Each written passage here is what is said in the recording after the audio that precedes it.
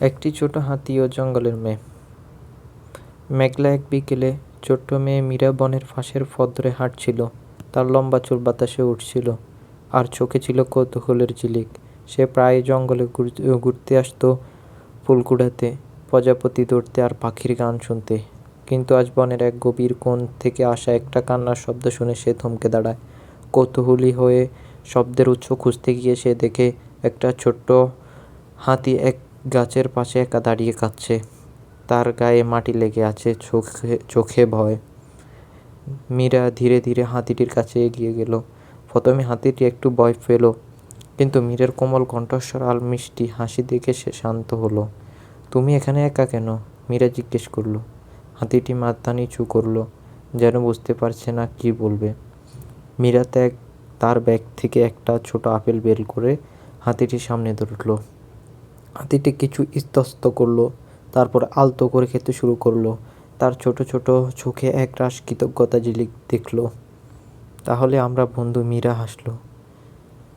হাতিটি তার ছোট সুরটা মীরার হাতে জড়িয়ে দিল। পরের দিন মীরা আবার বনে গেল, কিন্তু আজকের দিনটা অন্যরকম ছিল। বনের পরিবেশ ছিল কিছুটা অস্বাভাবিক, পাখিরা চুপ, বাতাস ভারী। হঠাৎ সে দেখতে পেল কয়েকজন শিকারী দূর থেকে বনের দিকে এগিয়ে আসছে। তারা ফিসফিস করে কথা বলছে।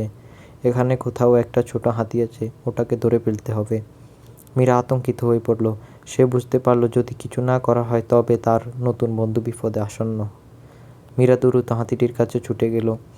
শোনো, তোমাকে এখান থেকে চলে যেতে হবে, সে ফিসফিস করে হাতিটাকে বলল। কিন্তু হাতিটা যেতে চাইল না।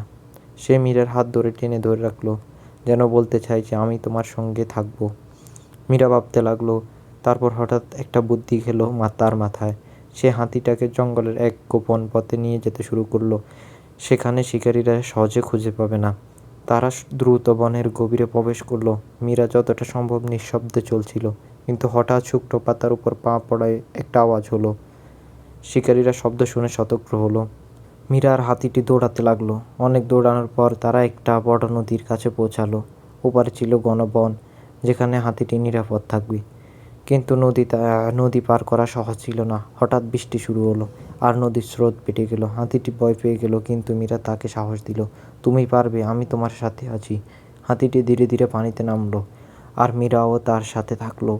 অনেক কষ্টে তারা নদী পার হলো। ওপারে গিয়ে হাতিটি ক্লান্ত হয়ে বসে পড়লো, কিন্তু তার চোখে ছিল আনন্দের ঝিলিক। ঠিক তখনই হাতিটির মায়ের ডাক শোনা গেল।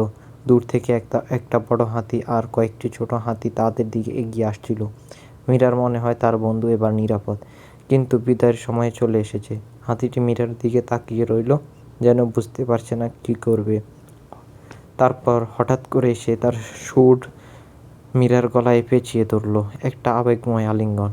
মীরার চোখেও জল চলে এলো। তুমি সবসময় আমার বন্ধু থাকবে, মনে রেখো। হাতিটি একবার মীরার দিকে তাকিয়ে ধীরে ধীরে তার পরিবারের সাথে চলে গেল।